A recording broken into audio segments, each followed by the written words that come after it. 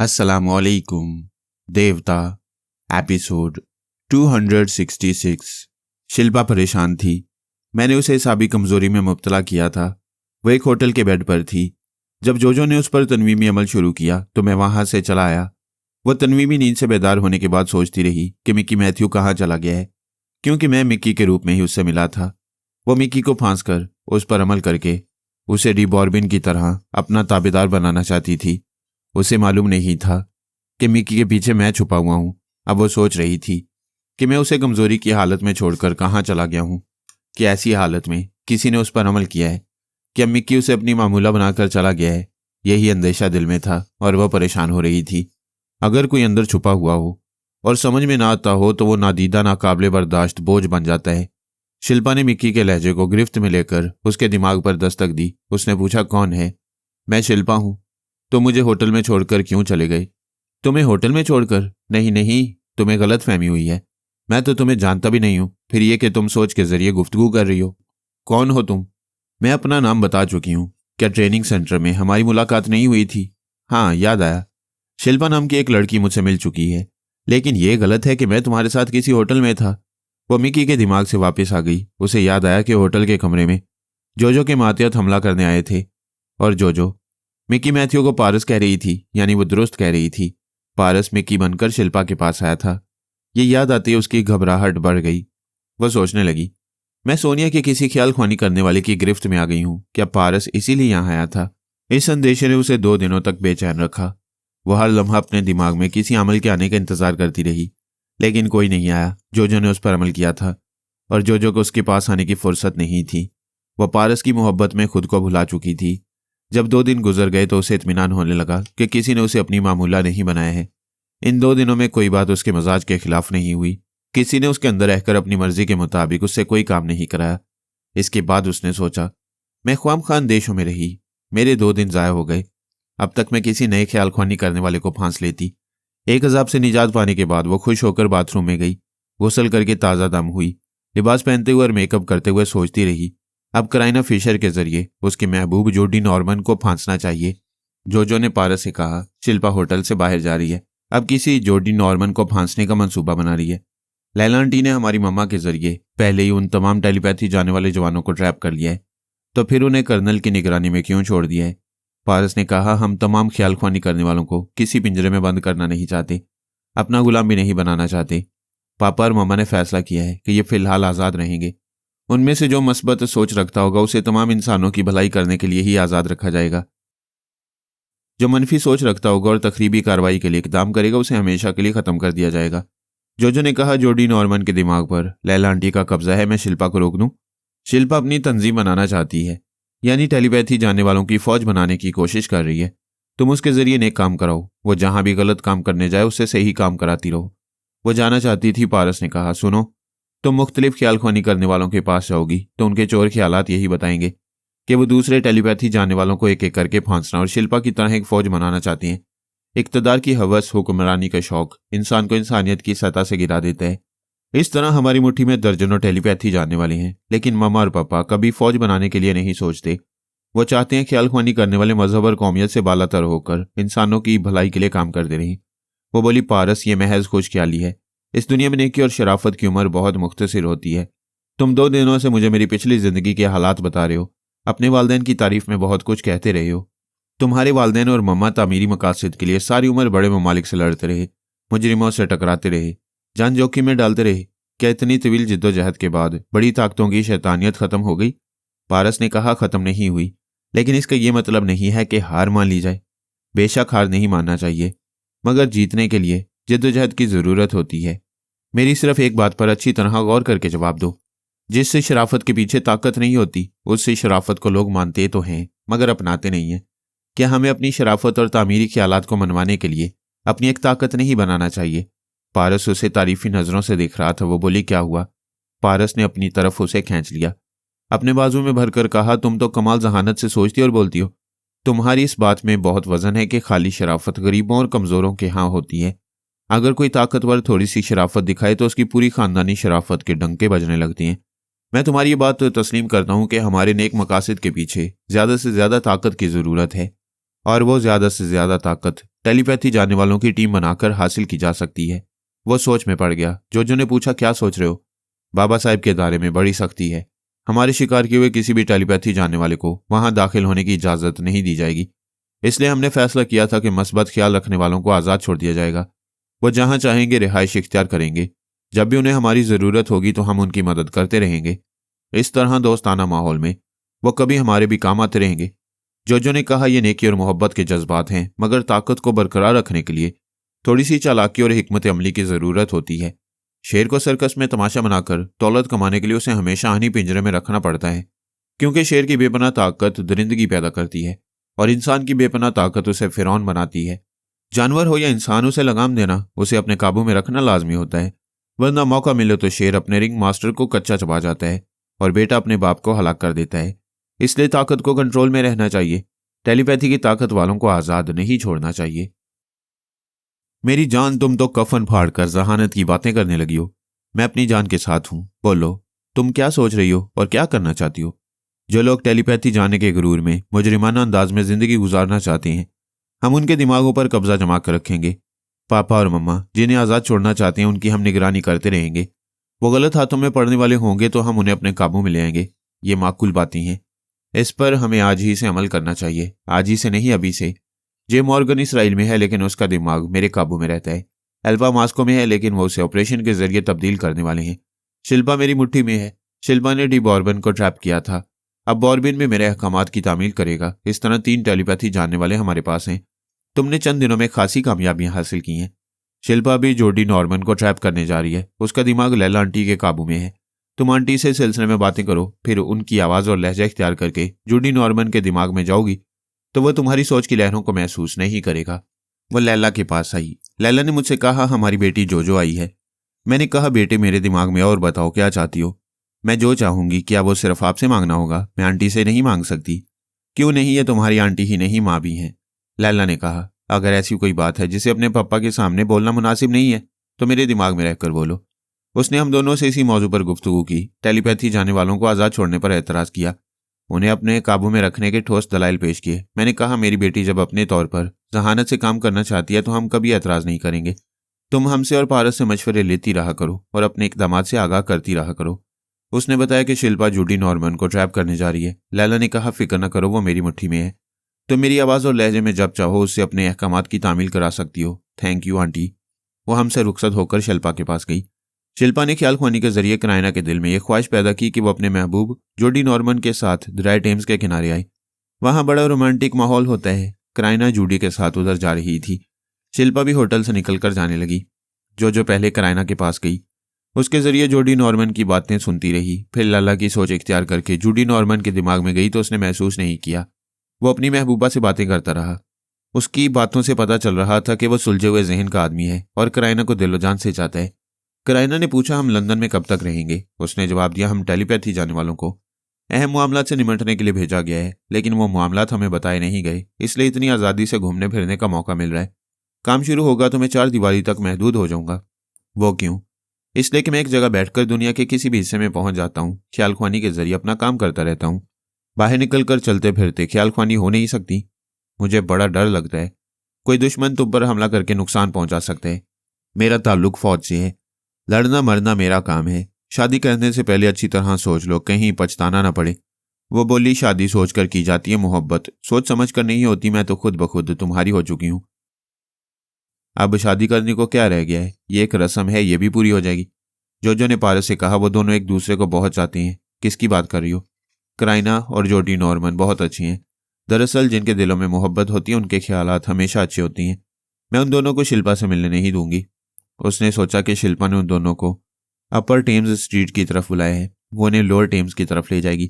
इस ख्याल से वो जूडी नॉर्मन के दिमाग में आई, फिर चौंक गई। जरा सी देर में कुछ से कुछ हो गया था। जूडी नॉर्मन बेहोश था। क्राइना ड्राइव कर रही थी मगर सहमी हुई थी। उसकी गर्दन से रिवॉल्वर की नाल लगी हुई थी। वो पारस से बोली, गड़बड़ हो गई। जूडी नॉर्मन बेहोश पड़ा और किसी ने क्राइना को गन पॉइंट पर रखा है। मैं फिर ख्याल ख्वानी कर रही हूँ, तुम्हें जुबान से बताती रहूंगी। वो फिर क्राइना के पास आई। अब उसकी कार रुक गई थी। रिवॉल्वर वाला उसे दूसरी कार में बिठा रहा था और जिस कार में जूडी नॉर्मन बेहोश पड़ा था वो कार दूसरी सिमत ले जाई जा रही थी। उन दोनों को एक दूसरे से अलग कर दिया गया था। जो ये बातें पारस को बता रही थी वो बोला, जूडी नॉर्मन को कौन ले जा रहा है, कहाँ ले जा रहा है, ये उसके होश में आने के बाद मालूम होगा। तुम देखो, अगर शिल्पा कहीं करीब हो तो अगवा करने वालों के पीछे उसे लगा दो। वह शिल्पा के दिमाग में ही पता चला, वो पहले ही कराइना के दिमाग में मौजूद थी। कोई बहुत पहले से पिछली सीट और अगली सीट के दरमियान छुपा हुआ था। उसने वहां से कराइना की गर्दन पर रिवॉल्वर की नाल रखते हुए कहा, जूडी नॉर्मन, अपनी महबूबा की जिंदगी चाहते हो तो कोई हरकत ना करना, अपनी आंखें बंद कर लो। जूडी ने आंखें बंद की। इसके बाद किसी ने उसके मुंह और नाक पर रुमाल रखा। रुमाल में बेहोशी की दवा थी। शिल्पा ने फौरन ही रिवॉल्वर वाले के दिमाग में पहुंचना चाहा। उसने सांस रोक ली। फिर शिल्पा ने कराइना के दिमाग में आकर देखा तो जूडी बेहोश हो चुका था। उसके करीब रहने का जरिया सिर्फ कराइना थी। बाद में उन्होंने उसे भी जूडी से अलग कर दिया। शिल्पा उनसे ज्यादा दूर नहीं थी। उसने कराइना के जरिए उस कार की नंबर प्लेट देखी, फिर उधर अपनी कार दौड़ाई। जो ने शिल्पा के दिमाग से मालूमात हासिल करके पारस को कार का रंग और नंबर प्लेट बताई। पारस जेब से ट्रांसमीटर निकालकर बाबा साहब के इदारे से ताल्लुक रखने वाले अफराद से राब्ता करता गया और उन्हें उस कार को ढूंढ निकालने की हदायत करता रहा। इसके बाद जो ने पूछा उसे किसने अगवा किया होगा। पारस ने पूछा, क्या मास्क मैन जूडी नॉर्मन को टेलीपैथी जानने वाले की हैसियत से जानता है। जो ने कहा, मास्क मैन के पास टेलीपैथी जानने वालों की जो फहरिस्त है उसमें जूडी नॉर्मन का नाम नहीं है। तो फिर ये मास्क मैन की नहीं, यहूदी तंजीम वालों की हरकत होगी। तुम जे मॉर्गन के पास जाकर मालूम करो। वह जे मॉर्गन के पास गई। अगर जूडी नॉर्मन का अगवा इसराइली हुकाम के हुक्म के मुताबिक होता तो जे मॉर्गन वहां बैठकर ख्याल ख्वानी के जरिए लंदन की यहूदी तंजीम से राब्ता करता, लेकिन वह जूडी नॉर्मन के सिलसिले में बेखबर था। पारस ने कहा, तुम पापा को फौरन ये बात बताओ। उसने मेरे पास आकर मुझे बताया। मैंने लैला सुल्तान और सलमान को उसके अगवा के मुतालिक बताया। सलमान ने कहा, जब ये वारदात मास्क मैन या यहूदी तंजीम के लोगों ने नहीं की है तो फिर कोई ख्याल ख्वानी वाला ऐसा कर रहे। जनरल का एक खास मातहत टीटू संताना एक बार डिबॉर्मन पर तनवीमी अमल करना चाहता था। मैंने उसे नाकाम बना दिया। मेरा ख्याल है कि उसने जूडी नॉर्मन को अगवा किया है। मैंने कहा, 3 ख्याल ख्वानी करने वाले ऐसे हैं जिन्हें हम ट्रैप कर चुके हैं। एक है पॉल हॉपकिन, दूसरा है टीटू संताना और तीसरा है जनरल की भतीजी मरीना। इन तीनों में से कोई ऐसा है जो अपनी टेलीपैथी की कुव्वत में इजाफा करने के लिए ऐसा कर रहे। सलमान ने कहा, हम पॉल हॉपकिन को बहुत अच्छी तरह जानते हैं। वह मुल्क और कौम का पक्का वफादार है। वो ऐसी हरकत नहीं करेगा। और जो जनरल की भतीजी मरीना है वो जनरल के टेलीपैथी जानने वाले को ट्रैप नहीं करेगी। अलबत्ता टीटू संताना पर शुबा किया जा सकता है। लैला ने पूछा, जनरल की भतीजी मरीना कहाँ है, उसका कोई पता ठिकाना है। सलमान ने कहा, मैंने जनरल पर तनवीमी अमल करने के दौरान मरीना के मुतालिक पूछा था। जनरल एक मामूल की हैसियत से बताया कि वो गुमनामी की जिंदगी गुजारती है। उसने जनरल को भी अपना पता ठिकाना नहीं बताया है। मैंने कहा, हमें मरीना के मुतालिक मालूमात हासिल करनी चाहिए। ये मेरा ज़ाती तजुर्बा है कि जो गुमनाम और पुरस्कार बनकर रहते हैं वो कभी अल्लाह की इबादत नहीं करते, बल्कि चुपचाप किसी की नज़रों में आए बगैर मुजरिमाना मंसूबा पर अमल करते रहते हैं। सुल्ताना ने कहा, हम इस कदर मसरूफ रहते हैं कि मरीना की तरफ ध्यान देने का वक्त ही नहीं मिला। मैंने कहा, मैं सलमान से कहूंगा कि वो तुम्हें ज़्यादा मसरूफ न रखे। वो एकदम से झीम कर बोली, आपको शर्म नहीं आती। सलमान ने कहा, फरहाद भाई, आप छेड़ने का कोई मौका ज़ाया नहीं करते। सुल्ताना के कहने का मतलब है कि हम सिस्टर के मामले में मसरूफ रहते हैं। वह सटान पापा डूक का ताकुब करते हुए रबात गई थी। वह कम वक्त वहां से भी जा चुका है। इतना पता चला है कि वो मिस्र की तरफ गया है। 24 घंटे गुजर चुके हैं। उसका सुराग नहीं मिल रहा है। अगर वो मिस्र से इसराइल गया होगा तो सिस्टर पेरिस आ जाएंगी, क्योंकि राहीला साथ है। उसे इसराइल ले जाना मुनासिब नहीं है। मैंने कहा, सुल्ताना को सोनिया के पास जाने दो, मैं भी आता जाता रहूंगा। तुम जनरल के पास जाओ, मरीना तक पहुंचने का कोई रास्ता निकालो। वह चुपके से जनरल के दिमाग में आया। वो परेशान होकर टहल रहा था।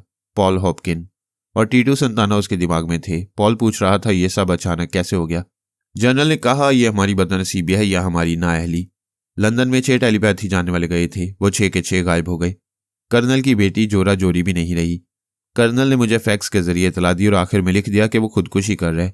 क्या उसके खुदकुशी करने से हमारा नुकसान पूरा हो जाएगा? जाओ और मुझे आकर बताओ, वो जिंदा है या मर चुका है। उसके दिमाग में थोड़ी देर तक खामोशी रही। फिर टीटू संताना ने आकर कहा, अफसोस, कर्नल अब इस दुनिया में नहीं है।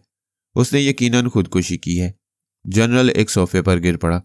इतना जबरदस्त नुकसान बर्दाश्त करने के लिए हौसले की जरूरत होती है। लंदन में 6 ख्याल ख्वानी करने वाले थे। उनमें केनी पॉल और मिकी मैथ्यू को हमने पेरिस पहुंचा दिया था। बाकी 4 थे, वार्नर हेग, जॉन गाउदी, जूडी नॉर्मन और जोरा जोरी। ये चारों अचानक गायब हुए थे। जनरल को यह मालूम ना हो सका कि उन्हें अगवा किया गया था या वो खुद ही कहीं जाकर छुप गए थे। वो सोफे में धंसा हुआ दोनों हाथ फैलाकर कह रहा था, अब हमारे पास क्या रह गया है? कौन रह गया? एक पॉल हॉपकिन, तुम हो, दूसरा टीटू संताना और तीसरा मार्टिन रसल है। पॉल ने कहा, सर डिबॉर्विन भी है। वो भी शायद नहीं है। उसने भी कल से राब्ता नहीं किया है। मार्टिन रसल उसके पास गया था। उसने सांस रोक ली, शायद वो भी गद्दार बन चुका है।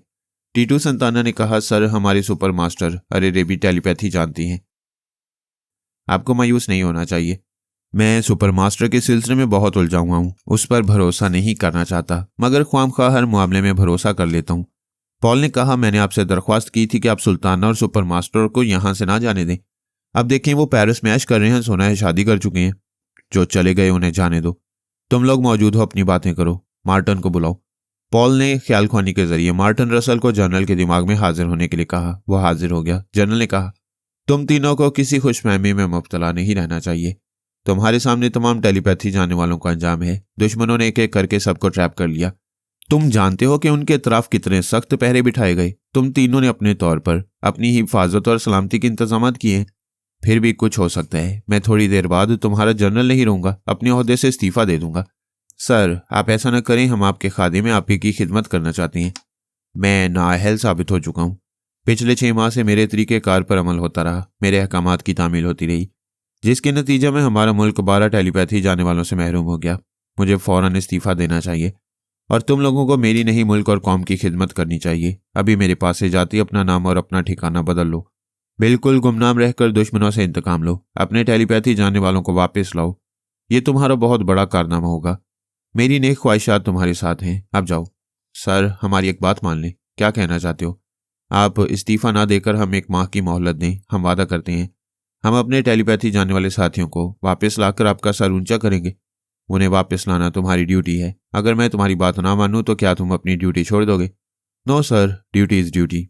तो फिर जाओ, मुझे तनहा छोड़ दो। वो चले गए। जनरल थोड़ी देर तक सर झुकाए बैठा रहा। फिर वो उठकर मेज के पास आया। बैठकर उसने अपना इस्तीफा लिखा। फिर अलहदा से ये तहरीर लिखी, मैंने खुद को नाअहल समझकर इस्तीफा दिया है, लेकिन सिर्फ ओहदा छोड़ने से शर्मिंदगी पीछा नहीं छोड़ेगी। मैं नदामत से जिंदा नहीं रह सकूंगा, इसलिए खुद को गोली मारकर मर रहा हूं। मेरी हलाकत का इल्जाम किसी पर ना आए। मैं पूरे होशोवास में रहकर अपनी जान दे रहा हूं। उसने तहरीर को मेज पर रखा, फिर दराज से रिवॉल्वर निकाल लिया। उसमें गोलियों से भरा हुआ मैगजीन लोड करके उसकी नाल अपनी कनपटी से लगाई। उंगली को ट्रैगर पर लाया, फिर उसे दबाया, लेकिन दबा ना सका। पता चला उंगली उसका हुक्म नहीं मान रही है, ट्रैगर नहीं दबा रही। उसने दोबारा कोशिश की, फिर सवालिया नजरों से रिवॉल्वर की तरफ देखा। तब उसे दिमाग के अंदर अपनी भतीजी मरीना की आवाज़ सुनाई दी, नो अंकल नेवर, ऐसा कभी नहीं होगा। मेरे जीते जी आप शर्मिंदा नहीं होंगे। बेटी, तुमने इतने दिनों बाद मुझे याद किया है। मैं ऐसी बेमुरवत नहीं हूँ। सुबह शाम आपकी खैरियत मालूम करती रहती हूँ। क्या मैं तुम्हारी सोच की लहरों को महसूस नहीं करता हूँ? जी हाँ। एक रात मैंने आपके दिमाग में ये बात नक्श कर दी थी कि आप मेरी सोच की लहरों को महसूस नहीं करेंगे। आप मेरी इस हरकत से नाराज होंगे, लेकिन मैं ऐसा ना करती तो आप अभी खुदकुशी कर चुके होते। क्या तुम्हें मालूम हो चुका है कि सोनिया ने हमें कितना नुकसान पहुंचाया है? जी हाँ, नुकसान सिर्फ सोनिया से नहीं, दूसरों से भी पहुंच रहा है। प्रिंस डैगर अपनी मर्जी से गया था। एल्पा और जे मॉर्गन को भी सोनिया ने ट्रैप नहीं किया। मैं रूपोश रहकर तमाम तमाशे देख रही हूँ। लंदन से 4 टेलीपैथी जानने वालों को भी सोनिया ने अगवा नहीं किया है। तो फिर ये हमारे टेलीपैथी जानने वाले कहाँ हैं? किन लोगों ने उन्हें ट्रैप किया है? ये मैं फिर कभी बताऊंगी, बल्कि उन्हें वापस लाऊंगी। आप वादा करें कि अपनी बेटी के लिए जिंदा रहेंगे। मैं आला हुकाम और फौज के सीनियर अफसरान से नजरें नहीं मिला सकूंगा। अंकल, कुछ अरसा की शर्मिंदगी बर्दाश्त कर लें। आपने इस्तीफा लिख दिया है। यहाँ से किसी को इतला दिए बगैर रूपोश हो जाएं। दूसरों को अपने तौर पर राय कायम करने दें कि आप खुदकुशी कर चुके हैं। जब मैं तमाम टेलीपैथी जानने वालों को वापस लाऊंगी तो आप दोबारा मंजरे-आम पर आ जाएंगे। बेटी, मैं तुम्हारे पास आऊंगा, तुम्हारे पास छुप कर रहूंगा। नहीं अंकल, आज तक मेरी सलामती और कामयाबी का राज यही है कि मैं बिल्कुल तनहा रहती हूँ। किसी मुलाजमा पर भी भरोसा नहीं करती। कोई भी दुश्मन आपका ताक़ुब करते हुए मुझ तक पहुंच सकता है, इसलिए हम एक दूसरे से दूर रहेंगे। आप अभी यहाँ से चलें। वह मेज के पास से उठकर कमरे से बाहर जाने लगा। सलमान ने मेरे पास आकर ये रुदात सुनाई, फिर कहा, मैंने पहली बार मरीना की आवाज़ सुनी है। उसकी आवाज़ और लहजे की पुख्तगी बताती है कि वो मजबूत कुव्वत इरादी रखने वाली चालाक लड़की है। मैंने कहा, मेरा दिल कहता है कि मरीना कोई ज़बरदस्त बाजी खेल रही है। मुझे उसकी आवाज़ सुना सकते हो? वो अभी जनरल के दिमाग में होगी। मैं सलमान की आवाज़ और लहजा इख्तियार करके जनरल के दिमाग में आया। उसने मुझे महसूस नहीं किया। वहाँ मरीना कह रही थी, आप अपनी दौलत और जायदाद की फिक्र न करें, घर से कोई ज़रूरत की चीज़ न लें, बस ये शहर छोड़ दें। मैं अपने इल्म के ज़रिए आपकी तमाम चीज़ें फराम कर दूंगी। मैं समझ गया, कमबख्त बड़ी तेज़ तरार होगी। मैंने जनरल की सोच में कहा, मैं कभी सोच में नहीं सकता था कि अपने घर से और अपने शहर से खाली हाथ जाना होगा, वो भी ऐसे कि कोई मुझे ना पहचाने। ऐसी दरबदरी के वक्त तुम ही मेरे साथ हो। बेटी, तुम मुझे कितना चाहती हो। अपने आप से जितनी मोहब्बत करती हूँ उतनी ही आपसे करती हूँ। मैं आपका साथ कभी नहीं छोड़ूंगी। मैंने जनरल के जरिए कहा, मैं यहाँ अपनी कार छोड़ रहा हूँ, ट्रेन से जाऊँगा, तुम कब तक मेरे साथ रहोगी? आप फिक्र न करें, मैं आपको किसी खुफिया ठिकाने तक पहुँचाऊँगी। वहाँ आप आर्जी मेकअप के जरिए चेहरे पर थोड़ी सी तब्दीली करेंगे, इसके बाद कोई आपको नहीं पहचानेगा। फिर आप यहाँ से मियामी जाएंगे। वो कार से उतरकर काउंटर पर आया, वहाँ से लोकल ट्रेन का टिकट लिया। फिर प्लेटफॉर्म पर आते ही गिर पड़ा। मैंने उसे गिराया था। मरीना उसे संभालते हुए बोली, क्या हुआ अंकल? कुछ नहीं, मेरे सीने में तकलीफ हो रही है। आह, ये बुढ़ापा और ये तन्हाई, तुम मुझे मर जाने देती तो अच्छा होता। आप ऐसी बातें ना करें। वह डगमगाते हुए एक कंपार्टमेंट में आकर बैठ गया। फिर बोला, मेरा दिल घबरा रहा है, क्या तुम थोड़ी देर के लिए नहीं आ सकती? मैं तो आपके पास हूँ बेटी, मैं तुम्हें आंखों से देखना चाहता हूँ, तुम्हारा हाथ पकड़कर चलना चाहता हूँ। तुम चेहरा बदल कर आ सकती हो बेटी, आ जाओ, मैं बहुत परेशान हूँ। अच्छी बात है, मैं अगले स्टेशन पर आऊंगी। कोई भी आपके दिमाग में आए तो उसे वापस कर दें। मैं किसी को नहीं आने दूंगा, सांस रोक लूंगा। मैंने सलमान से कहा, फौरन अपने इदारे के आदमियों को लोकल ट्रेन के अगले स्टेशन की तरफ रवाना करो। वो भी जर्नल के अंदर रहकर ये सब कुछ सुन रहा था। उसने कहा, फरहाद भाई आप तो कमाल कर दें, आपने देखते ही देखते मरीना तक पहुंचने का रास्ता बना लिया। वह चला गया। बाबा साहब के इदारे से ताल्लुक रखने वाली जासूस और एजेंट हर मुल्क के हर शहर में मौजूद थे। सलमान का हुक्म सुनते ही अगले किसी स्टेशन पर आ सकते थे। मैं फिर जनरल के पास आया। वो सुकून से बैठा हुआ था। ट्रेन अपनी मखसूस रफ्तार से चल रही थी। मरीना ने पूछा, अंकल आप आराम महसूस कर रहे हैं? मैंने जनरल की सोच में कहा, हाँ बेटी, तुमने आने को कहा तो मुझे सुकून आ गया है। मगर तुम अभी तक मेरे दिमाग में हो, अगले स्टेशन पर कैसे आओगी? तुम्हें तो मेकअप में आना चाहिए। मैं हमेशा मेकअप में रहती हूँ, अभी आ जाऊंगी तो आप भी पहचान नहीं सकेंगे। अच्छा मैं जा रही हूँ, आप खुद को तन्हा ना समझें, बस मैं आ रही हूँ। वो शायद चली गई या बदस्तूर दिमाग में छुपी रही होगी। मैं वहां खामोश रहा। थोड़ी देर बाद फिर सीने की तकलीफ का एहसास दिलाया। उसे आहिस्ता आहिस्ता कराहते हुए अपने सीने पर हाथ फेरते रहने पर मजबूर किया। वो अगले स्टेशन पर नहीं आई। दिमाग में आकर बोली, मैं दूसरे स्टेशन पर आऊंगी, अभी चारों तरफ का जायजा ले रही हूँ। ट्रेन आगे बढ़ गई, दूसरे स्टेशन की तरफ जाने लगी। सलमान ने कहा, हमारे आदमी पहुंच गए हैं, 2 जनरल के कंपार्टमेंट में हैं, 2 अगले स्टेशन पर पहुंचेंगे। मैंने कहा, उन्हें समझाओ कमजोरी की दवा मरीना के जिस्म में इंजेक्ट की जाएगी। अगर वो काबू में ना आए तो साइलेंसर लगे हुए रिवॉल्वर से जख्मी किया जाए, फिर उसका दिमाग भी हमारे कब्जे में आ जाएगा। अगला स्टेशन आ गया। ट्रेन के रुकते ही खुदकार दरवाजा खुल गया। कुछ मुसाफिर ट्रेन से उतर गए, कुछ सवार हुए। इनमें एक जवान और कबूल सूरत लड़की भी थी। इसने कंपार्टमेंट में आकर दूर तक नजरें दुराई, फिर जनरल को देखकर इत्मीनान से चलती हुई आकर उसके करीब बैठ गई। आहिस्तगी से बोली, आपकी तबीयत कैसी है? जनरल ने उसे टटोलती हुई नजरों से देखा, फिर आहिस्तगी से पूछा, बेटी ये तुम हो ना? जी हाँ, मेरा नाम ना लें और मुझे बेटी ना कहें। ओह, इस मुसीबत और तन्हाई के वक्त तुमने मेरे पास आकर अपनी इंतहाई मोहब्बत का सबूत दिया है। आपने मुझे टेलीपैथी का इल्म देकर बहुत बड़ा एहसान किया है। इस एहसान के सामने मेरी मोहब्बत कुछ भी नहीं है। वह भेस बदल कर आई थी, लेकिन अपनी आवाज और लहजे में बोल रही थी, बहुत धीमी आवाज में बोल रही थी। कोई बात जनरल को सुनाई ना देती तो वह चुप हो जाती थी, फिर उसके दिमाग में आकर बोलने लगती थी। जब हमने हर तरह से यकीन कर लिया कि शिकार हमारे हाथ से नहीं निकलेगा, तो सलमान का एक आदमी हुक्म पाते अपनी जगह से उठा, तेजी से चलता हुआ मरीना के पास आया। फिर उसने एक नन्ही सी सिरिंज की सुई उसकी गर्दन में चुभोई। उसके मुंह से हल्की सी कराह निकली। उसके चेहरे से परेशानी और हैरानी जाहिर हुई, फिर उसकी आंखें बंद हो गईं। उसका सर जनरल की तरफ ढलक गया। वो उसे संभालते हुए बोला, क्या हुआ बेटी? वो कमजोरी में मुब्तला हो गई थी। मैंने और सलमान ने उसके दिमाग में छलांग लगाई, मगर यह हैरत, उसने सांस रोक ली। सलमान ने पूछा, फरहाद भाई ये क्या हुआ? मैं जनरल के दिमाग में आया। वहां मरीना कह के लगा रही थी और कह रही थी, मुझे फांसने के लिए बड़ा जबरदस्त चक्कर चलाया गया था, लेकिन मैं लोहे का चना हूं, मुझे चबाने वाले के दांत टूट जाएंगे। जनरल ने पूछा, ये क्या हो रहा है? तुम मेरे पास आते एक मरीजा की तरह कमजोर हो गई हो। क्या अभी जो अजनबी तुम्हारे करीब आया था उसने कोई शरारत की है? हाँ, उसने मुझे ऐसा भी कमजोरी में मुब्तला करना चाहा, लेकिन मैं तो एक खुफिया पनाहगाह में हूं। मैंने आपकी तसल्ली के लिए एक अजनबी लड़की को आलाकार और अपनी मामूला बनाकर आपके पास भेजा था। दुश्मन ने उसे मरीना समझ लिया। जरा उस अजनबी से मालूम करें वो कौन है और किसके लिए काम कर रहा है। मैंने कहा, सलमान ये तो हमारी तवक्को से ज्यादा चालाक निकली, हमें उल्लू बना दिया। उसने पूछा, औरत के हाथों उल्लू बनते हुए कैसा लगता है? अच्छा लगता है। मर्द को जो बर्तरी का गुरूर है वो टूट जाता है। यह तस्लीम करना पड़ता है कि औरत भी जहानत और हिकमत अमली में मर्द से कम नहीं, बाज़ हालात में मर्द से भी आगे निकल जाती है। मरीना ऐसी ही तेज तरार है तो आइंदा उससे टकराने में मजा आएगा। मरीना से टकराओगे? अच्छा ठहरो, अभी सुल्ताना से कहता हूँ। अरे नहीं, मेरा वो मतलब नहीं था। मैं ये कहना चाहता हूँ कि मैंने बात काट कर कहा, वजाहत ना करो। मैं समझ गया तुम बीवी से डरते हो, इसमें डरने की क्या बात है? यानी नहीं डरते? सुल्ताना तुम्हारे पास है, जरा जुबान से बोलो कि बीवी से नहीं डरते हो। आप मियाँ बीवी को लड़ाना चाहते हैं। बीवी से वो लड़ते हैं जो डरते नहीं हैं। क्या आप लैला से लड़ते हैं? कोई अपनी जान से लड़ता नहीं, उस पर मरता है। अरे यही तो मैं कहना चाहता हूँ। यानी मेरे नक्शे कदम पर चलना चाहते हो? आप जैसे तजुर्बाकार बड़े भाई के नक्शे कदम पर चलना मेरे लिए फख्र की बात होगी। मेरे लिए भी ये खुशी की बात है कि तुम्हारे जैसा एक जानशीन होगा और मेरे नक्शे कदम पर चलते हुए एक के बाद दूसरी शादियां करता जाएगा। क्या मैं ये खुशखबरी सुल्ताना को सुनाऊं? अल्लाह आपसे बचाए, मुझे मुआफ़ करें, मैं जा रहा हूं। मैं हंसने लगा। वह चला गया। लैला ने बाथरूम से निकलकर पूछा, ये तन्हा किस बात पर हंसी आ रही है? तुम्हारे बहनोई को छेड़ रहा था। खैर तुम एक काम करो, लंदन में जोरा जोरी जूडी नॉर्मन, वॉर्नर हैग और जॉन गाउदी अगवा किए गए थे। चारों ही बेहोश थे, अब होश में आ गए होंगे, जरा मालूम करो। मैं अभी मालूम करती हूँ।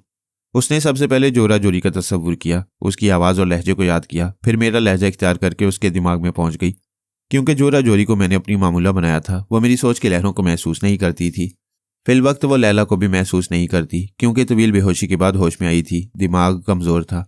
ऐसे वक्त कोई भी ख्याल ख्वानी करने वाला उसके पास आ सकता था। उसके चारों तरफ गहरी तारीकी थी, ऐसी तारीकी के हाथों को हाथ सुझाई नहीं देता था। वह खुद को किसी आरामदेह बिस्तर पर महसूस कर रही थी।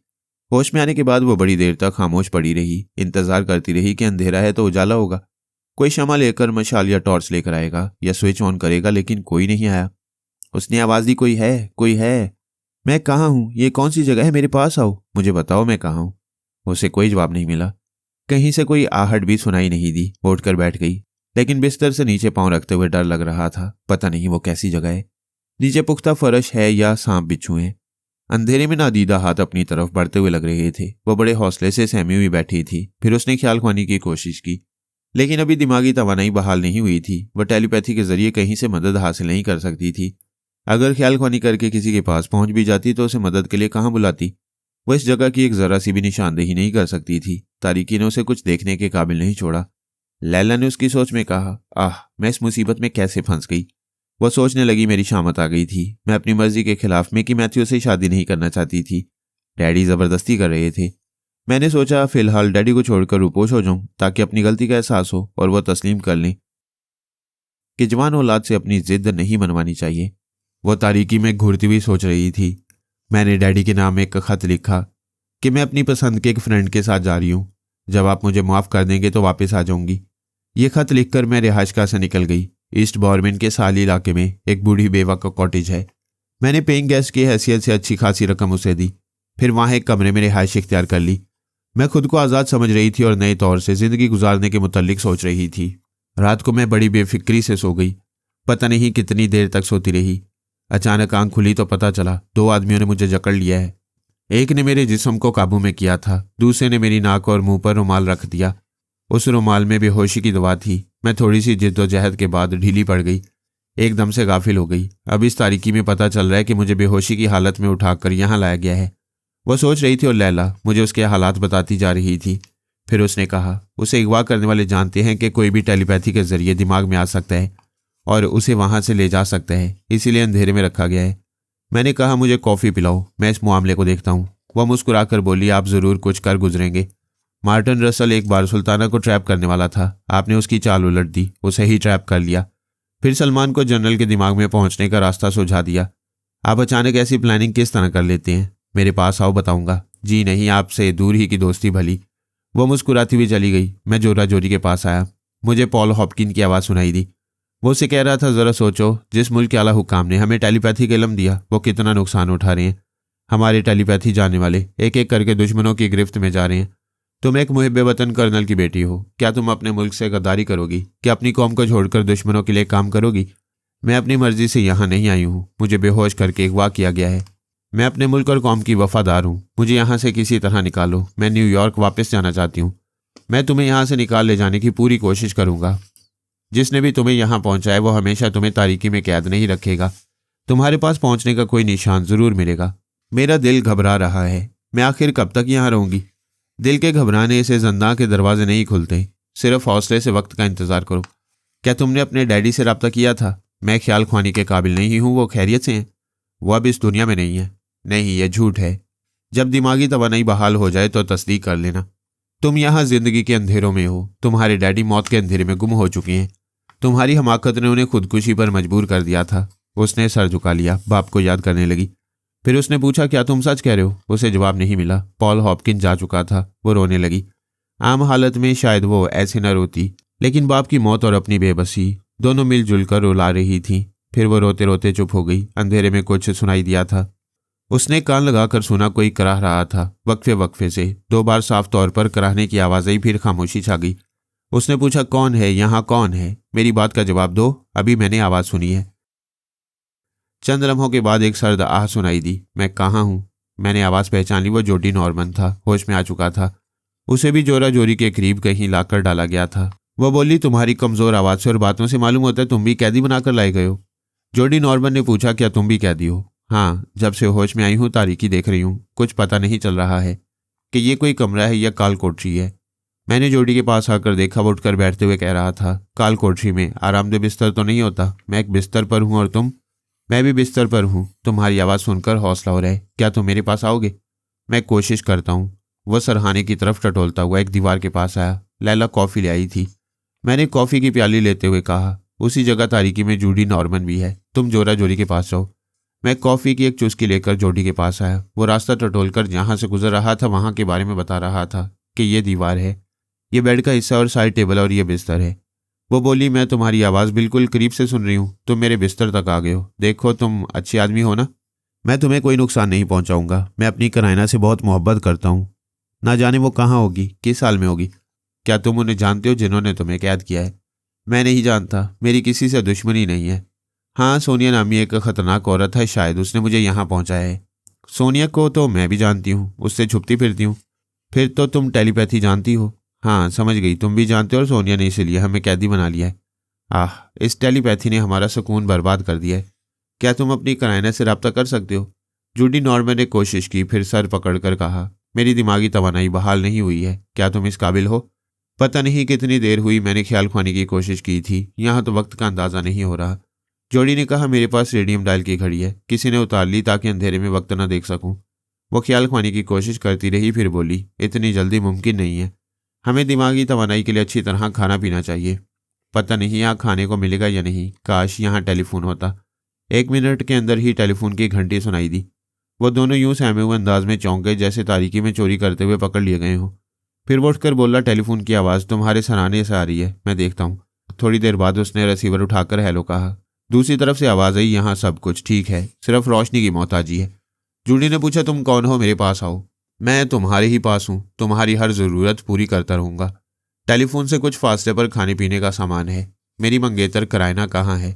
मैं किसी कराइना को नहीं जानता। तुम झूठ बोलते हो, मुझे बेहोश करते वक्त तुम मेरे साथ थी। मैं वहाँ नहीं था जहाँ से तुम्हें लाया गया है। अगर तुम्हारे साथ कोई थी तो मैं उसके मुतल्लिक मालूम करूँगा। किससे मालूम करोगे? मुझे यहाँ कौन लाया है, क्यों लाया है? उसे जवाब नहीं मिला। उसने बार बार मुखातिब किया, कई बार क्रैडल पर हाथ मारा। दूसरी तरफ से सिलसिला मुनक़ता कर दिया गया था। वो कराइना के साथ जहां क्याम कर रहा था वहां के नंबर डायल करके मालूमात हासिल करना चाहता था। उसने नंबर डायल करने के लिए एक उंगली बढ़ाई, लेकिन वहां कोई बटन नहीं था। वह फ़ोन सिर्फ बातें सुनाने के लिए था, उनकी सुनने के लिए नहीं था। उसने झुंझलाकर रिसीवर को क्रैडल पर पटक दिया। जोरा जोरी ने पूछा, क्या हुआ? उसने कहा, हम इस अंधेरे से बाहर की दुनिया नहीं देख सकेंगे। फ़ोन पर डायलिंग सिस्टम नहीं है। तारीकी ने अंधा और टेलीफोन ने गूंगा बना दिया है। वो बोली, हम पर यह जुल्म क्यों हो रहा है? जुल्म भी मेहरबानी है। रहने को एक कमरा और आरामदेह बिस्तर दिया गया है। यहाँ खाने पीने का भी सामान है। मुझे भूख लग रही है। इससे अंदाज़ा होता है कि काफ़ी वक्त गुजर चुका है। वह अंधेरे में रास्ता टटोलते हुए खाने की तरफ बढ़ने लगे। मैंने कॉफ़ी पी ली थी। प्याली मेज़ पर रखते हुए कहा, उन्हें सोच समझकर तारीकी में रखा गया है। लैला ने कहा, लेकिन यूं कब तक रखा जाएगा? हमें यह समझना होगा कि उन्हें अगवा करने वाले का मकसद क्या है। वैसे तो यही समझ में आता है कि अगवा करने वालों को उनकी टेलीपैथी के इल्म की ज़रूरत है। अपनी ये ज़रूरत पूरी करने के लिए वो उन्हें सारी ज़िंदगी तारीकी में रख सकता है। ये जुल्म नाकाबिले बर्दाश्त होगा। अगवा करने वालों को सोचना चाहिए कि जोरा जोरी और जूडी नॉर्मन के कमज़ोर दिमागों में कोई दूसरा ख्याल ख्वानी करने वाला आ सकता है। उन पर तनवीमी अमल करके उन्हें अपना मामूल और ताबेदार बना सकता है। मैंने कहा, वो दोनों हमारे मामूल और ताबेदार हैं। हम उनके लिए क्या कर रहे हैं? क्या उन्हें अंधेरे से निकाल सकते हैं? क्या उस खुफिया अड्डे तक पहुंचकर उनके किसी काम आ सकती है? मैं जानती हूँ हम ये कोई भी उन्हें अपना मामूल और ताबेदार बनाकर ना उनसे कोई काम ले सकेगा, ना उनके काम आ सकेगा। लेकिन वो अगवा करने वाला उनसे क्या फ़ायदा उठाएगा? उन्हें इस तरह कैद करके वो क्या हासिल कर रहे हैं? यही तो देखना है कि वो कौन है, उनसे क्या चाहता है और उन्हें कब तक यूं अंधेरे में रख सकते हैं। ये दोनों अभी इसी हाल में रहेंगे। हमें बाकी 2 टेलीपैथी जानने वालों की खबर लेनी चाहिए। लंदन में जोरा जोरी और जूडी नॉर्मन के अलावा वार्नर हैग और जॉन गाउदी भी अगवा किया गया था। ये दोनों उस अंधेरे कमरे में नहीं थे, किसी दूसरी जगह हो सकते थे। उन दोनों पर लैला ने तनवीर में अमल किया था। मैं लैला के दिमाग में आया, वो जान गाउदी के दिमाग में पहुंच गई। उसकी सोच ने बताया कि वो बेहोश था, अब होश में आ रहा है।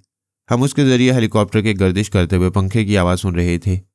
वो होश में आने के दौरान आंखें खोलने वाला था। हमने उसे सहारा दिया तो आंखें खोलकर देखने लगा। हेलीकॉप्टर का अंदरूनी हिस्सा दिखाई दे रहा था। लैला ने उसके अंदर सोच पैदा की, मैं कहाँ हूँ और यहाँ कैसे आ गया। वो जहन पर जोर डालकर सोचने लगा। मैंने और वार्नर हैग ने बड़ी राजदारी से ये मंसूबा बनाया था कि हम रफ्ता रफ्ता टेलीपैथी की बहुत बड़ी कुव्वत बन जाएंगे। इसके लिए हमें एक खुफिया अड्डा बनाना होगा, किसी ऐसी जगह का इंतखाब करना होगा जहां हमारा कोई दुश्मन आसानी से ना पहुंच सके। उसकी सोच कह रही थी जब उसे और वार्नर हैग को जजीरा कोनू में रखा गया था तभी दोनों ने प्लानिंग शुरू की थी। वार्नर हैग ने बताया था कि तुर्की के जनूब और इसराइल के मगरिब में एक छोटा सा जजीरा है जो एक बहुत बड़े दौलतमंद की मलकियत है। वो दोनों उस जजीरे में पनाह ले सकती हैं, वहां रूपोश रहकर उस जजीरे के मालिक को ट्रैप करके वहां के मालिक और मुख्तार बन सकती हैं। अमेरिका से वो जजीरा बहुत दूर था, लेकिन तकदीर ने उनका कुछ साथ दिया। कर्नल उन्हें लंदन ले आया। इस तरह उन्होंने आधे से ज़्यादा फासला तय कर लिया। लंदन में उन्हें घूमने फिरने की आज़ादी हासिल हुई। दोनों ख्याल ख्वानी के जरिए कोई शिकार करने लगे। आखिर तलाश करते करते जॉन गाउदी एक बहुत बड़े स्मगलर के दिमाग में पहुंच गया। उसने वार्नर हैग से कहा, मैं एक यहूदी की खोपड़ी में पहुंच गया हूँ। वो बज़ाहिर एक मुअज़्ज़ज़ दौलतमंद है, अपने एक ज़ाती त्यारे में सफ़र करता है और उस त्यारे में बड़ी हुनरमंदी से माल छुपा कर ले जाता है। वह त्यारा आज शाम 6 बजे यहाँ से रवाना होगा। हम उसे आसानी से अपना मामूल बना सकते हैं। वार्नर हैग ने कहा, हमारा मंसूबा यह है कि हम एक साथ उस जजीरे में नहीं जाएंगे। 2 मुख्तलिफ राहों से जाने का फ़ायदा यह होगा कि कोई हमें एक साथ ट्रैप नहीं कर सकेगा। अगर एक फंसेगा तो दूसरा उसे मुसीबत से निकलने में मदद करेगा। मैं मानता हूँ तुम बड़ी जहानत से सोचते हो, लेकिन एक त्यारे के मालिक को अपना ताबेदार बनाकर जजीरे तक जाने में कोई खतरा नहीं है। हमें एक साथ यहाँ से चलना चाहिए। अगर मैं पहले लंदन से गायब हो जाऊंगा तो कर्नल तुम पर पाबंदी आयद कर देगा। मैं भी आज ही तुम्हारे साथ निकलूंगा, लेकिन तुम्हारे साथ उस त्यारे में नहीं जाऊंगा। मैं खुशफहमी से ये कभी नहीं सोचता कि मंसूबे के खिलाफ अमल करने से मेरा कोई नुकसान नहीं होगा। नुकसान होने के बाद गलत हिकमत अमली का ध्यान आता है। लिहाजा तुम त्यारे से जाओ, मैं भी जल्द ही जजीरे में पहुंचूंगा। वो दोनों लंदन की रिहाइशगाह से एक साथ निकले थे, फिर रास्ते में बिछड़ गए। John Gavdevi London air terminal के प्लेटफॉर्म नंबर 15 में आया। त्यारा परवाज के लिए तैयार था। उसके मालिक के दिमाग पर जॉन गाउदी का कब्जा था। उसने गाउदी का गर्मजोशी से इस्तकबाल किया, उसे अपने साथ त्यारे में ले गया। फिर उसके पायलट और अमले के लोगों से कहा, ये मेरे दोस्त हैं, आज से इन्हें त्यारे का मालिक समझो। ये जहां चाहें त्यारे की परवाज मुलतवी करा सकती हैं। वहां से त्यारे ने परवाज की। उसके मालिक ने शराब की बोतल खोलकर कहा, आओ कुछ शुगल हो जाए। गाउदी ने कहा, मैं शराब नहीं पीता, एक स्पोर्ट्समैन की जिंदगी गुजारता हूँ। उसने शराब से इनकार कर दिया। अगर लंच के वक्त खाने से भी इनकार कर देता तो अपने आप से गाफिल न होता। पता नहीं खाने या पीने की चीज़ में क्या था जिसके असर से वो बेहोश हो गया था। ये समझ में नहीं आ रहा था कि ऐसा किसने किया। त्यारे का मालिक उसकी मुट्ठी में था। अमले के लोगों के दिमागों को भी वो पढ़ चुका था, उनमें कोई दुश्मन नहीं था। फिर उसे किसने बेहोश किया था, और ये बात भी समझ में नहीं आई कि बेहोशी से पहले वो त्यारे में था और अब होश में आने के बाद वो खुद को हेलीकॉप्टर में पा रहा था। मैंने लैला से कहा, यह खूब चक्कर चल रहे, उधर जोरा जोरी और जोडी नॉर्मन तारीकी में हैं, हम उनका ठिकाना मालूम नहीं कर सकते। इधर जॉन गाउदी ने जिसे शिकार किया था उसका खुद शिकार बन गया। लैला ने कहा, गाउदी का ठिकाना जल्दी मालूम हो जाएगा, क्योंकि त्यारे का मालिक यहूदी है और वो इसराइल जा रहा था। लेकिन गाउदी अब त्यारे में नहीं, हेलीकॉप्टर में है। इससे ये बात समझ में आती है कि उसे ऐसी जगह पहुंचाया जा रहा है जहां त्यारा नहीं उतर सकता, हेलीकॉप्टर ही जा सकता है। 1 आध घंटे में मालूम हो जाएगा कि उसे कहाँ पहुंचाया गया है। आओ तब तक वार्नर हैग के हालात मालूम करें। हम उसके दिमाग में पहुंचे। वार्नर हैग शिकागो के एक लेबॉर्ट्री में प्रोफेसर था, खुबरू और पुरकशिश शख्सियत का मालिक। हमने देखा वो अनकरा के एक हेलीकॉप्टर पर एक हसीना के साथ कस्टम की चेकिंग से गुजर रहा था। हम खामोशी से उसके ख्यालात पढ़ने लगे। उसकी सोच ने बताया, अभी वो जिस हसीना के साथ है उसकी तस्वीर लंदन के एक मैगजीन में देखी थी। तस्वीर की आंखों में झांकते झांकते उसके दिमाग में पहुंच गया। पता चला वो पेरिस की सबसे महंगी मॉडल गर्ल है। पेरिस, लंदन, अनकरा और काहिरा के कितने ही रईस आज़म उसकी राह में आंखें बिछाती हैं। वो कितने ही शहरों में एक एक रात गुजारती थी और हज़ारों लाखों डॉलर अपने अकाउंट में पहुंचाती थी। वो शॉपिंग के लिए लंदन आई थी और एक इश्तिहारी फिल्म के लिए अनकरा और काहिरा जाने वाली थी। वार्नर हैग ने टेलीपैथी के जरिए उसे अपनी तरफ माइल कर लिया। वो उसके लिए ऐसी दीवानी हुई कि फिर उसे जुदा होना गवारा ना किया। महबूबाना अंदाज में जिद की कि उसे अपने साथ काहिरा ले जाएगी। वार्नर जिस जजीरे में पहुंचना चाहता था वो काहिरा से ज़्यादा दूर नहीं था, इसलिए वह उस हसीना के साथ दिखाई दे रहा था। वो दोनों हेलीकॉप्टर में थे और बुलंदी पर परवाज कर रहे थे। वह हेलीकॉप्टर काहिरा के एक रईस ने हसीना के लिए भेजा था।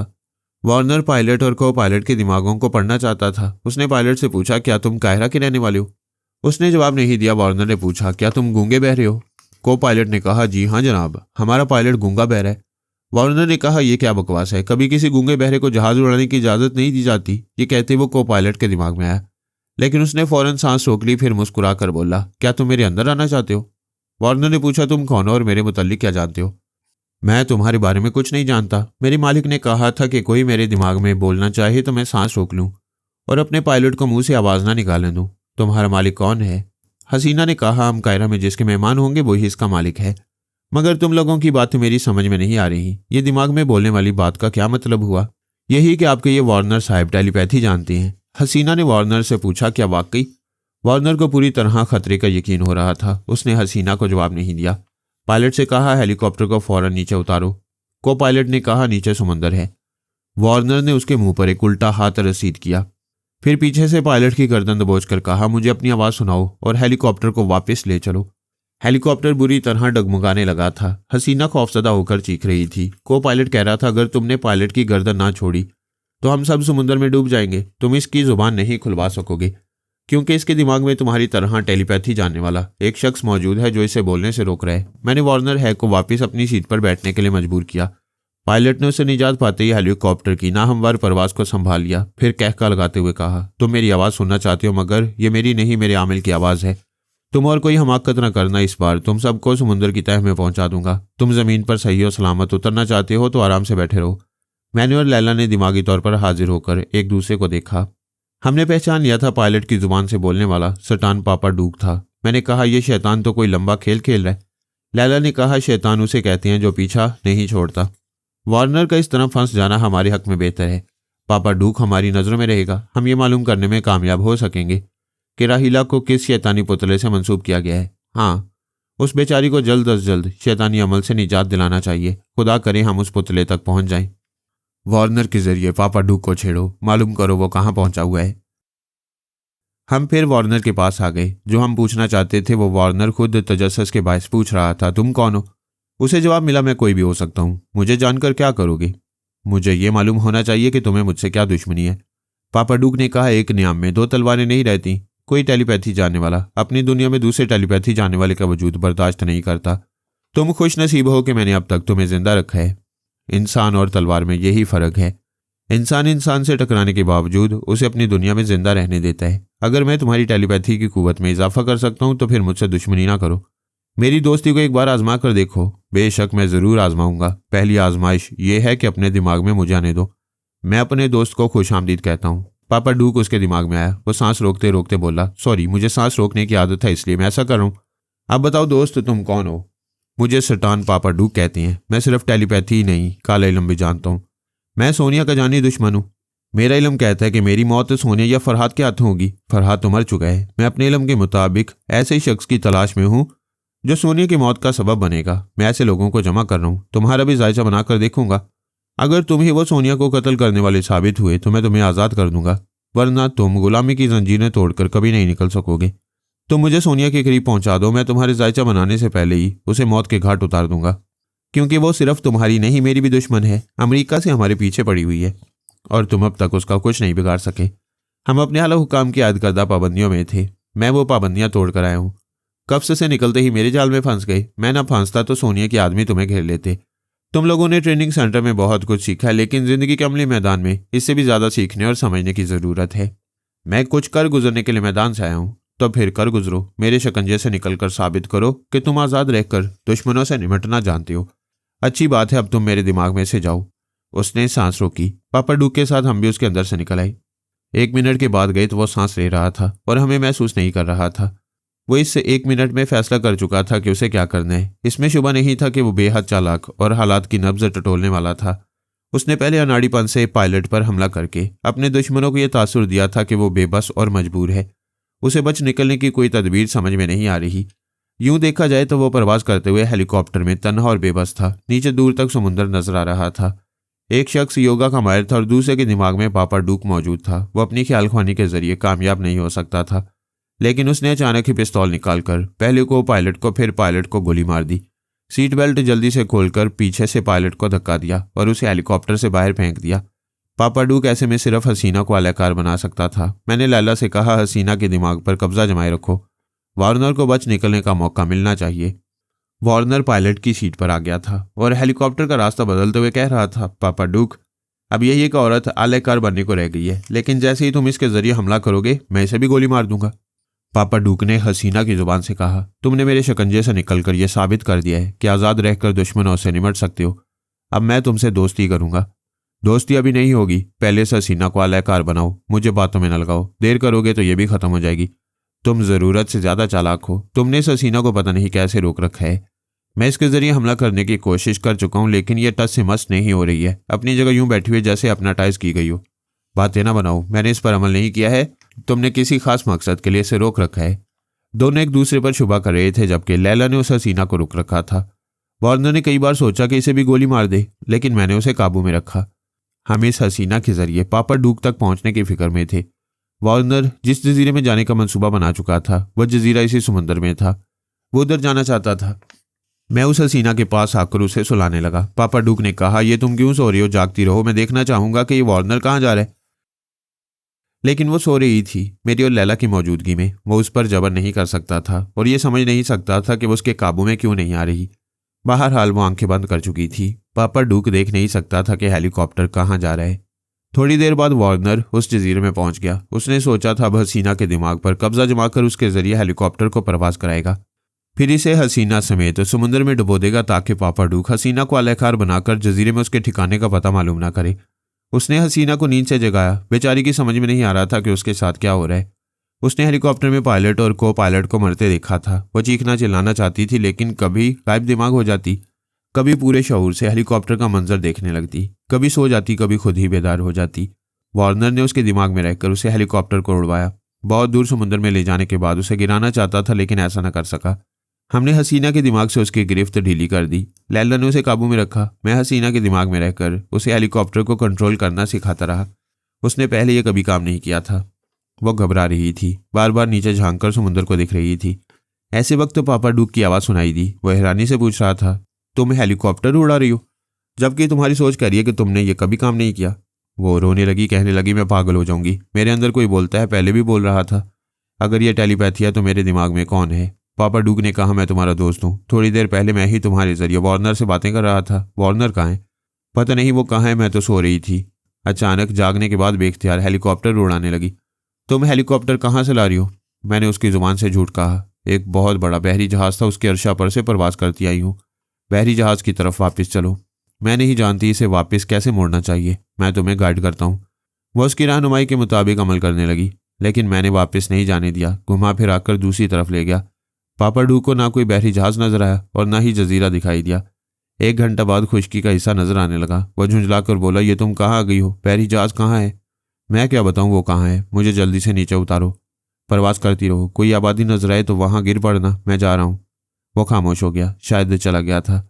मैंने उस हेलीकॉप्टर को एक जगह सलामती से उतार दिया। फिर लैला के पास आया। उसने कहा। पापा डूक दोबारा वार्नर के पास आया। वार्नर ने सांस रोककर उसे भगा दिया। वो मालूम करने के लिए बेचैन है कि वार्नर ने कहाँ पनाह ली है। ये कैसे मालूम होगा कि पापा डूक ने कहाँ पनाह ली है? कोई चाल सोचना होगी। तुम वार्नर के पास आती जाती रहो, मैं जॉन गाउदी का हाल मालूम करता हूँ। हमने पिछली बार गाउदी को हेलीकॉप्टर में देखा था। अब उसके दिमाग में जाकर मालूम हुआ कि वो एक छोटी सी पहाड़ी की बुलंदी पर है। उस बुलंदी से चारों तरफ समुद्र नजर आ रहा था। वहां से दूर, बहुत दूर किसी मुल्क का साहिल था। साहिल के धुंधलक्के में ऊंची ऊंची इमारतें दिखाई दे रही थी। उसकी सोच ने बताया कि हेलीकॉप्टर वालों ने उसे पहाड़ की चोटी पर उतार दिया था। उसके लिए खाने पीने और ओढ़ने बिछाने का कुछ सामान छोड़ गई। जाने से पहले एक शख्स ने कहा, तुम इसराइल की समुद्री हद में हो। वह सामने शहर तेल अबीब नजर आ रहा है। तुम्हारे चारों तरफ समुद्र है। तुम इसे कश्ती के बगैर अबूर नहीं कर सकोगे। इस पहाड़ी पर ना तुम्हें कोई इंसान मिलेगा, न जरूरत की कोई चीज मिलेगी। जरूरत की चीजें हम पहुंचाया करेंगे।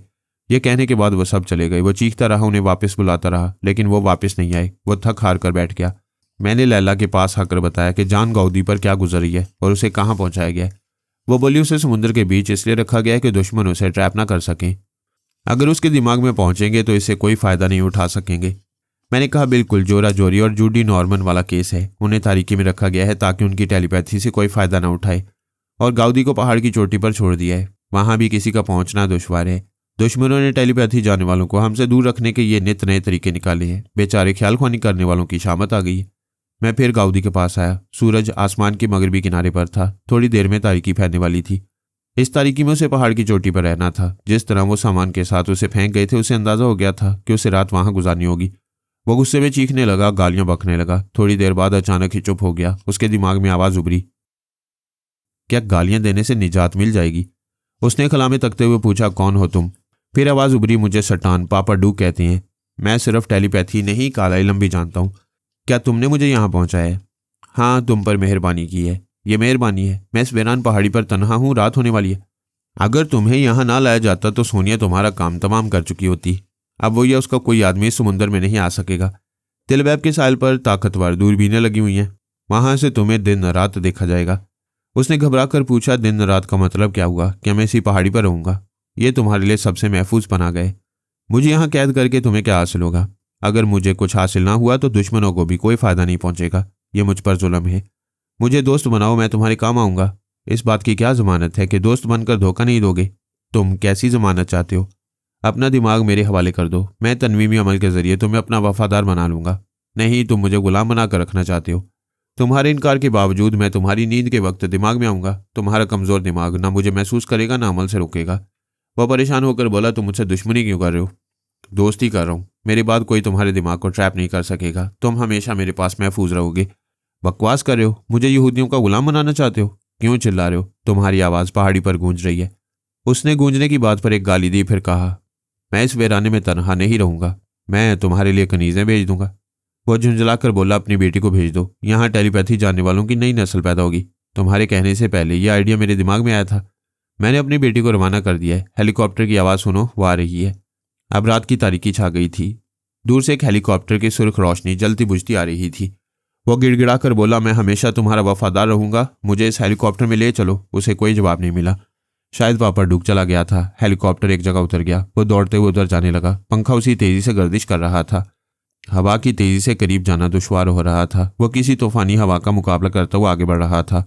उसी वक्त तड़ातड़ फायरिंग की आवाज उभरी। कई गोलियां उसके कदमों के आसपास की मिट्टी उखाड़ती हुई गुजर गईं। वो सहम कर वापस भागता हुआ एक बड़े पत्थर के पीछे चला गया।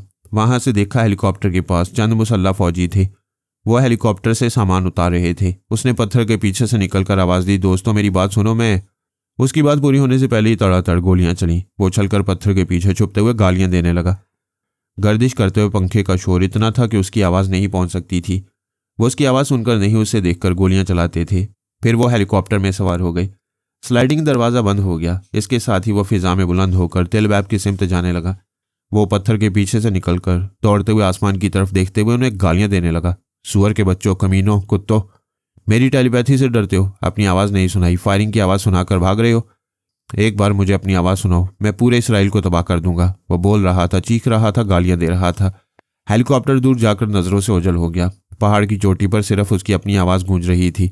फिर उसे एक सुरीली सी आवाज़ सुनाई दी, कब तक चीखते रहोगे? मेरा दिल घबरा रहा है, बस भी करो।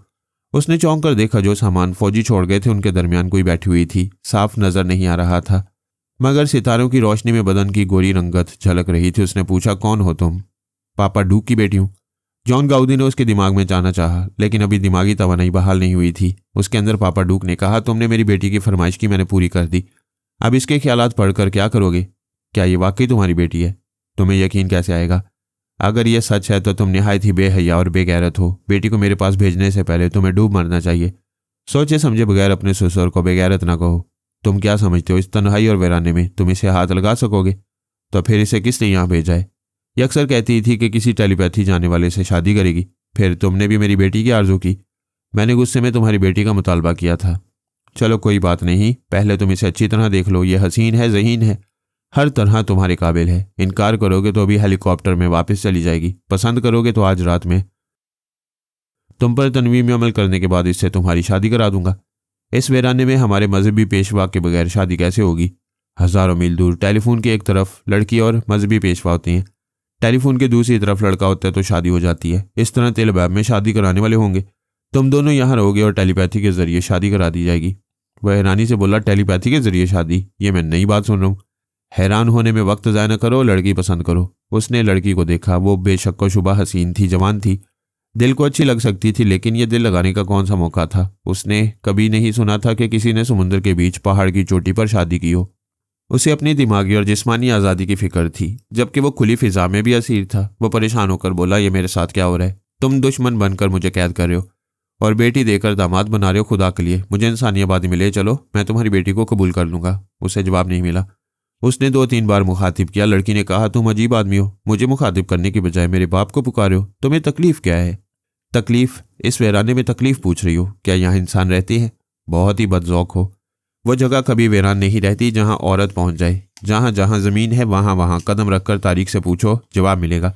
ये पूरी दुनिया वीरान थी, इसे औरत ने ही आबाद किया है। मैं यहाँ नहीं रहूँगा। यहाँ ना रहने की माकूल वजह पेश करो तो तुम्हारी बात मान ली जाएगी। यहाँ हम सिर्फ 2 हैं, मुझे इंसानी आबादी में रहने का हक है। इंसानी आबादी में तुम्हारी मौत है। दुश्मन घात लगाए बैठे हैं। तमाम बड़े ममालिक, सुपर ताकतें और ख़तरनाक तंजीमें तुम्हारी ताक में हैं।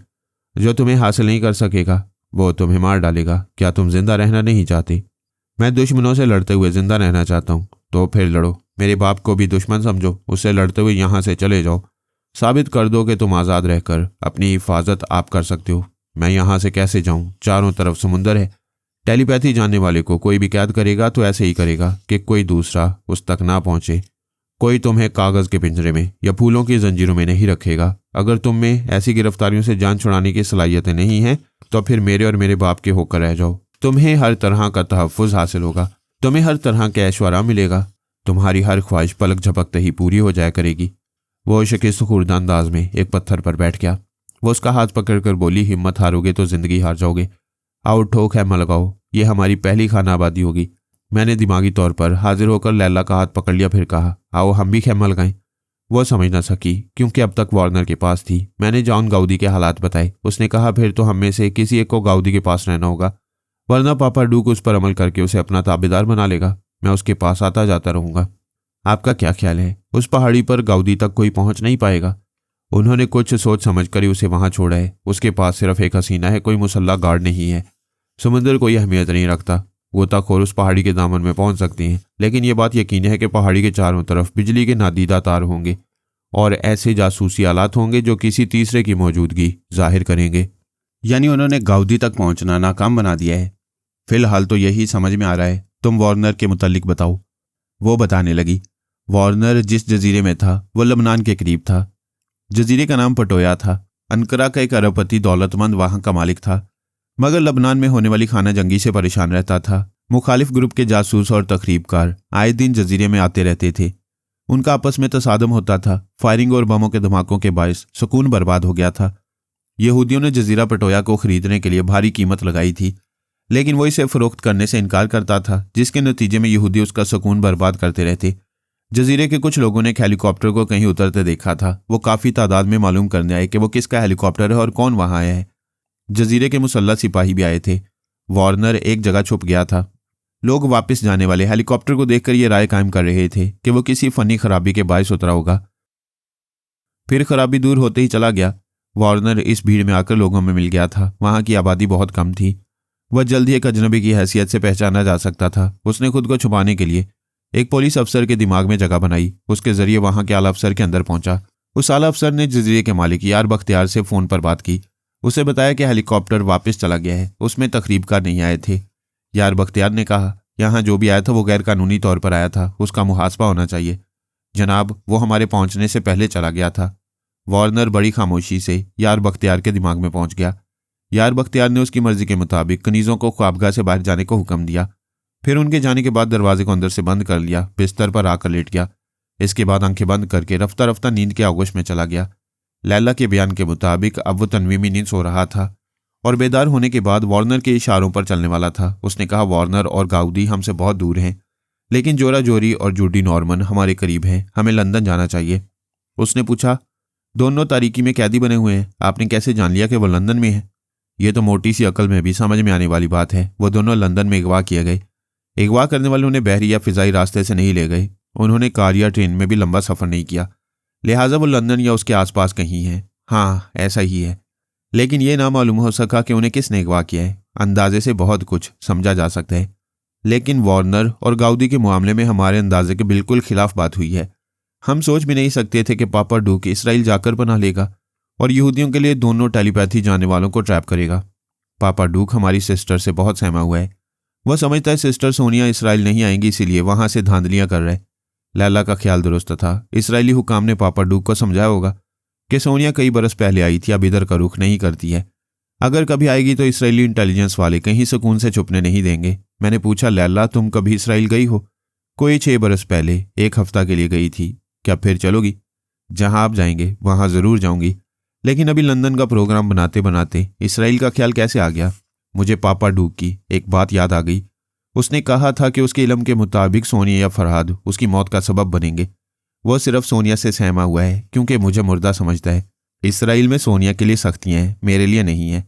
मैं तुम्हारे साथ एक नए रूप में जा सकता हूँ। मेरी ख्वाहिश है कि मैं आपके साथ नगर नगर की सैर करूँ, लेकिन वहां यहूदी बनकर जाने में मजा आएगा। तुम इब्रानी फरफर बोलती हो, मैं ये जुबान नहीं जानता। मैं आप पर अमल करूंगी, ये जुबान आपके दिमाग में नक्श कर दूंगी। फिर ये तय हो गया कि हम जा रहे हैं। उसे मेरे साथ बहुत दूर जाना था। वो मेरे पास आ गई, बाजुओं की कैद में आकर मेरे सीने पर धड़कने लगी।